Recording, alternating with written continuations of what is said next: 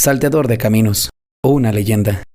Para otros un Robin Hood, un bandido que robaba a los ricos para ayudar a los más desprotegidos. Aquí te cuento la historia de Bartolo Prieto, un personaje de Lagos de Moreno, Jalisco, que causaba miedo, el cual escondió una fortuna y quienes han ido en búsqueda de él han tenido un mal destino. O al menos, eso cuenta la historia. Bartolo Prieto fue un bandido legendario que durante el último tercio del siglo XIX merodeó por toda la región del Bajío del país, más específicamente en Lagos de Moreno, municipio ubicado en la región de los Altos de Jalisco. Este sembraba el miedo, pánico y muerte por donde quiera que llegaba. Se cuenta que este bandido escondía un acaudalado tesoro en los cerros cercanos a Lagos, producto de los asaltos a diligencias, a arrieros y a haciendas de la región.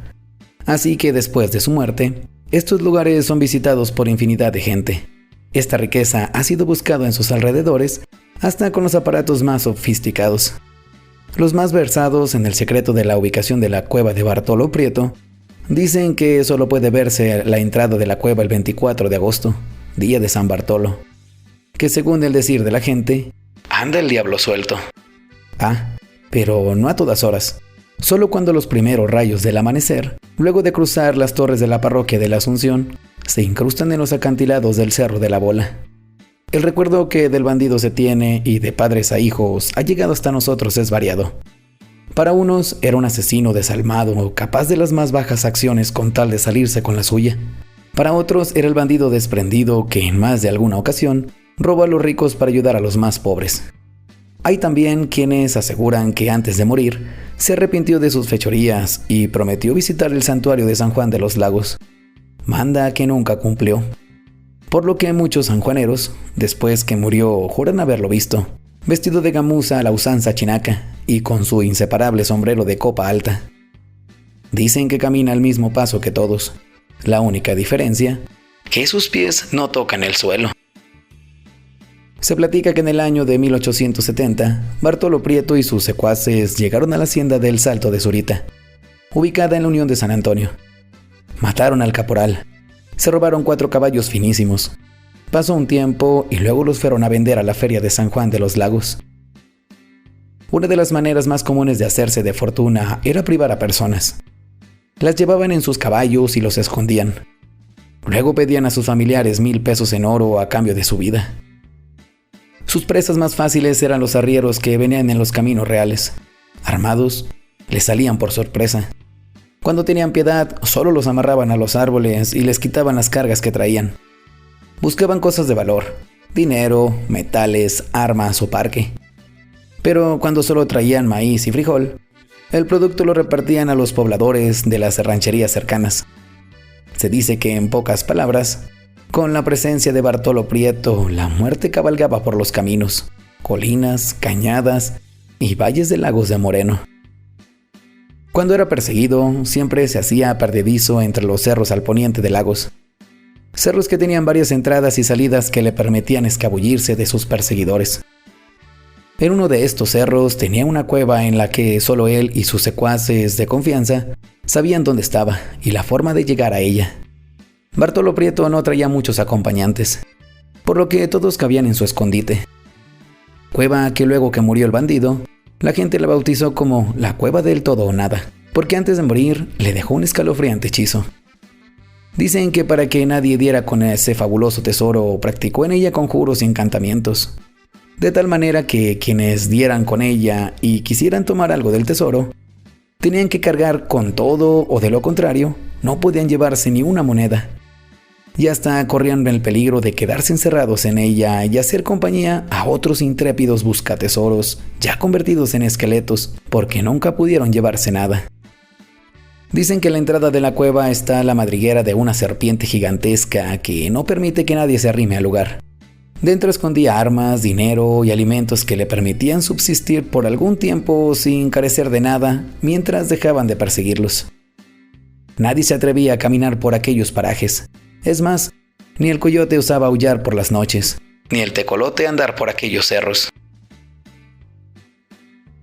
En lo más alto del Cerro de la Bola había unas rocas dispuestas de tal modo que, sentada una persona, era cómoda vigilancia para 2 puntos. el camino real de Minas que venía de León y el camino real que venía de Guadalajara. Otro vigía puesto en el cerro más alto hacia el lado norte vigilaba el camino de Aguascalientes, y desde esos puntos señalaba a sus presas y como rayo bajaban y asaltaban a las diligencias que por mala suerte habían sido vistas por Bartolo Prieto. Por lo regular, el cruce del camino real a Guadalajara con el arroyo que recogía la lluvia del Cerro de la Bola era el lugar más socorrido para sus fechorías. Después se volvía ojo de hormiga. Desaparecía. Uno de sus últimos asaltos fue una diligencia que venía de León, allá por el arroyo de la Sauceda. Mataron a todos sus ocupantes. Este crimen encolerizó al jefe policía Urrea, quien mandó traer a un grupo de rurales y a un grupo de gendarmes del estado para que lo auxiliaran en la captura de Bartolo Prieto. Desde ese día comenzó la feroz persecución del bandido del Cerro de la Bola, hasta que dieron con él. Lo capturaron y, de acuerdo a las leyes contra los ladrones y plagiarios, sin juicio alguno fue colgado en el lugar más conocido de sus latrocinios, el cruce del camino real a Guadalajara con el arroyo del Cerro de la Bola. Arroyo que la misma gente comenzó a llamar como de Bartolo Prieto. Allí fue ajusticiado, colgándolo de una de las ramas más altas de un pirul al lado del camino. La rigidez cadavérica pronto cubrió la horrenda expresión del ajusticiado. Una lengua horrorosa asomaba entre su dentadura como queriendo escapar de aquel cuerpo hecho por el mal. De su pestilente cuerpo, los ojos primero desorbitados, luego se apagaron y desaparecen para dejar los tenebrosos hoyancos de dos cuencas vacías, embarcadas entre descuidada barba y alborotado cabello. De noche, nadie se atrevía a pasar cerca de aquel macabro espectáculo que el viento movía, como escarmiento de ladrones y plagiarios. Ni los opilotes quisieron bajar de sus alturas a apaladarse con aquel cuerpo suspendido. Una mañana, dos arrieros que por su oficio tenían que pasar varias veces a la semana por aquel sitio, cansados de evadir tan macabro espectáculo, se prometieron descolgarlo por la noche. Puestos de acuerdo, luego de apurar grandes cantidades de licor para darse valor, teniendo mucho cuidado para no ser vistos, como dos sombras se deslizan al lugar perdidos entre nopales y magueyes a ver el esqueleto suspendido en el aire, que tantos sustos les había dado. Medio descarnado y medio vestido e iluminado lagañosamente por aquella raquítica luna, enseñando su dentadura con horripilante sonrisa como burlándose de todos aquellos que lo veían, y hasta de la muerte misma. El pavor les hacía temblar de pies a cabeza. Envalentonados, de un brinco se cuelgan de las botas del espantajo que, al desprenderse, caen relucientes centenarios de oro que ruedan por el camino. Desconcentrados y olvidándose del miedo que les causaba, llenan sus sombreros y corren despavoridos hasta llegar al mesón más cercano. Se dice que nadie los volvió a ver. Desde aquel día, quienes aventuran por los potreros del Cerro de la Bola no falta que rareza escuchen.